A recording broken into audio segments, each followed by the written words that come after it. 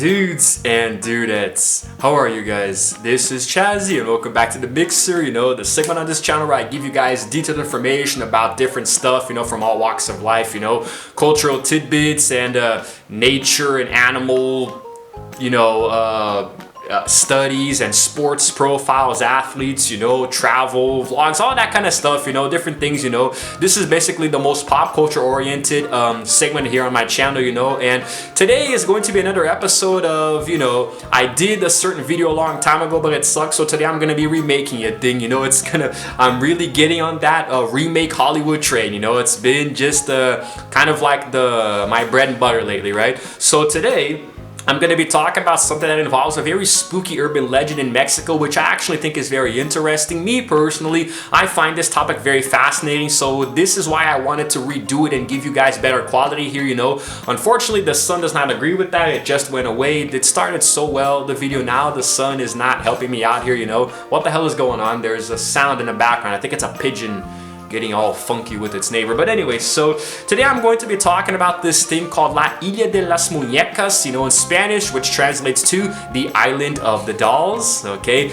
And it's just as weird as it sounds, trust me, It's actually a chinampa, which is this technique used in Mesoamerican agriculture, that actually relies on small rectangular areas of fertile land to grow crops on shallow lakes, So that's what a chinampa is, kind of like a small Mexican garden, let's say, And it actually it is situated in the Laguna de Texuilla, which is the name of the region there. And it's actually one of the main attractions of the channels there, located in the channels of Xochimilco specifically, okay? It's very hard pronouncing these names, man.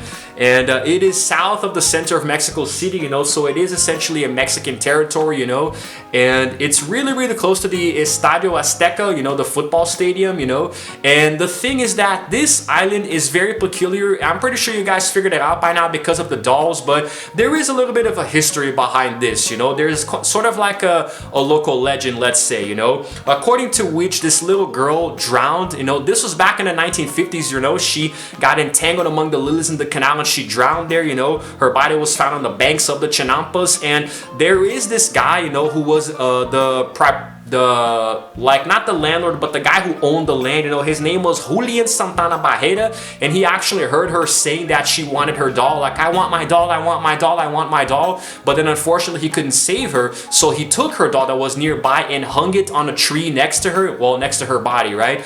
And then as the years went by, he started to grow increasingly paranoid that something was watching him, like this very strange dark presence, all around him, and usually very strong close to the spot where the girl drowned, So then as the years would go by, he would gather more dolls and hang them up around the trees. It started off in the region there where she died, but then eventually they spread throughout the island, He started to hang them up because he felt that this would appease her spirit, that was haunting him, because he couldn't save her. She died there because of his lack of action. So this is according to legend, right? Her spirit kept tormenting him day in and day out, and apparently every time he would put up a doll, it would get a little better, but unfortunately, after so many years, the dolls would start to fall into disarray and decay, right? And eventually he actually died of a heart attack close to the spot where the girl herself died.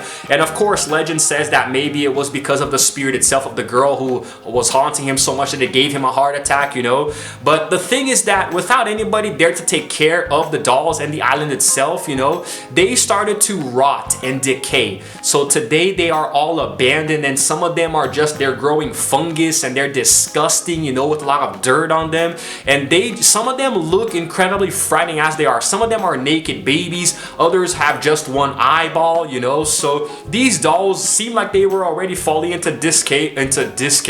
I put decay and disarray in the same word there, They were already falling apart beforehand, So he still, apparently there are rumors that, her spirit still haunts the island, but that's just That's up to you, whatever you believe in, if you're religious or not, And then in 87, an eco-tourist rescue was made in the island, was found covered in water lilies, so it had overgrown completely, And after this guy died, this place became a tourist attraction because that's how humans are. Humanity always loves to profit from something, even if it's the tragic death of a little girl who wasn't saved, And apparently her spirit still haunts all of these dolls all over the place. Like, guys, this is not a tourist attraction, okay? This is not a goddamn tourist attraction. This is a very frightening place, and I would never go there, not even to film a video for YouTube. You know, that's just dumb. And the thing is that if you have never seen this island before, if you would have no idea what it's about, if you don't know anything, I'm going to give you a little bit of an idea here. Remember, this guy passed away in 2001, you know, so from 2001 until now, the island has been falling into more and more disarray, and the dolls have been rotting more and more. So now I'm going to show you guys a few photos here to give you an idea of what I'm talking about and what you would be up against if you ever go to this island. Annabelle, eat your heart out, because here is Doll Island.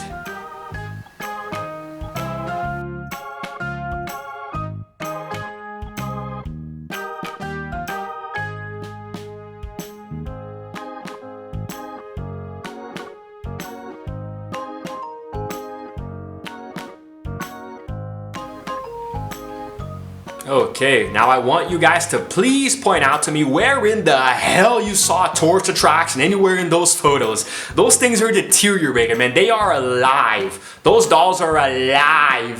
Not like Toy Story friendly levels of alive. No, I'm talking Annabelle, Robert the Doll, and you know, all that stuff. You know, those things are alive, man. They have eyes that see all and follow you and try to shove tacos up your... Hey, okay, I'm cool, I'm okay. I just don't see why people feel the need to go to this place. These dolls are still there today, man. And Julian, you know, he was the owner of the island, so he could do whatever the hell he wanted, you know. Nobody cared, so he could put up dolls everywhere. Nobody would give a crap, you know. And they hang from trees and buildings that are covered with cobwebs and insects, you know. It's freaking scary as hell, man. This is not the kind of place that one should visit, you know. At least in my opinion. You know that you guys should know that I'm not exactly a scaredy cat. I don't scare very easily, unless of course it's the ocean, you know. If we're talking about places like the Mariana Trench, which is this video that I did here recently, you know, I mean, then yeah, I can understand that it's a little tougher. But this island here, it's not that I'm scared, I'm just not curious. I am not the least bit curious at all, even though it has become a tourist attraction at this point, you know. It is accessible by boat, you know.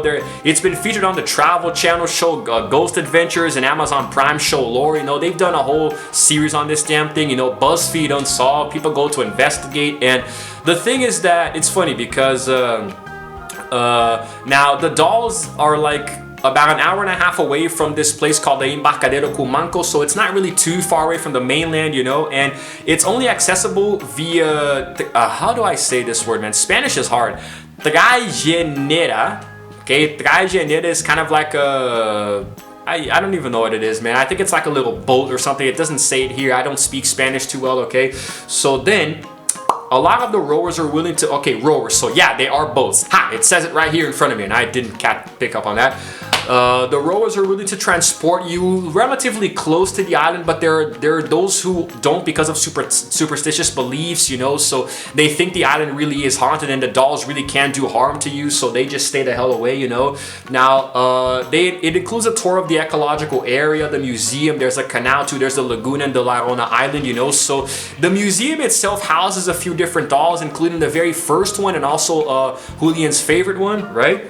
So the very small museum contains articles from local newspapers, you know, about the island and the previous owner who died in 2001, like I said before. There's a store, there are 3 rooms, and one of them, I guess, is like used as a bedroom. So who the hell would sleep on this island? I have no idea. I definitely would not even for the damn views on YouTube. I don't give a crap, man. I'm gonna stay the hell away from this damn place, you know.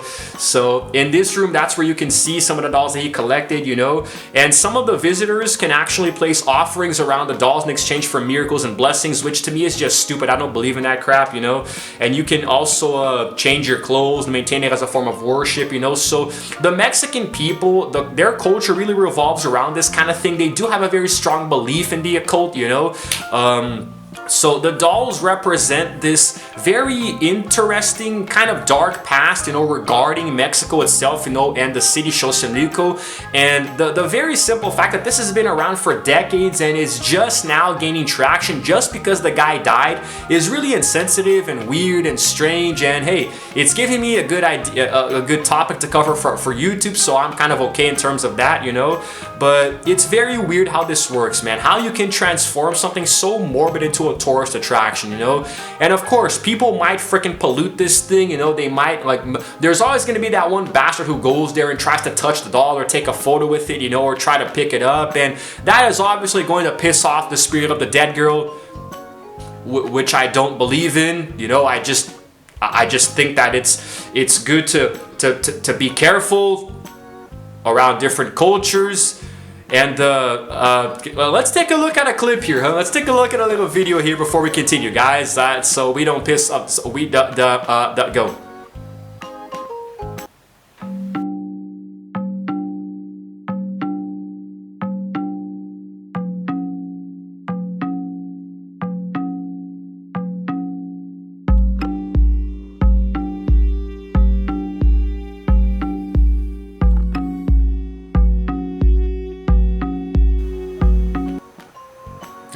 There we go. That's the stuff. Hey, very good transition there to the next part of this freaking video here, huh?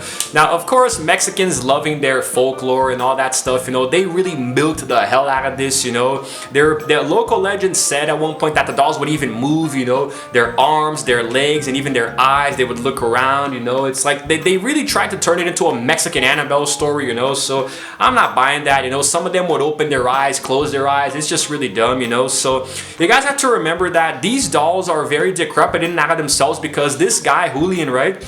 He would actually go around and gather dolls from, you know, trash cans, for example, you know, where like in murky places, you know. What the hell is that sound, man? Is that a freaking pigeon? I think it's a pigeon. So he would gather dolls from all of these.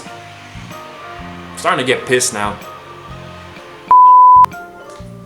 So he would gather the dolls from trash cans, you know, waste disposals, the canals themselves, you know. He would just randomly hang them up all over the place. This guy didn't really have a very good grip on reality, you know. He wasn't exactly sane, you know. So he did this for about 50 years or so, and that's why there are so many islands on there are so many islands on the doll.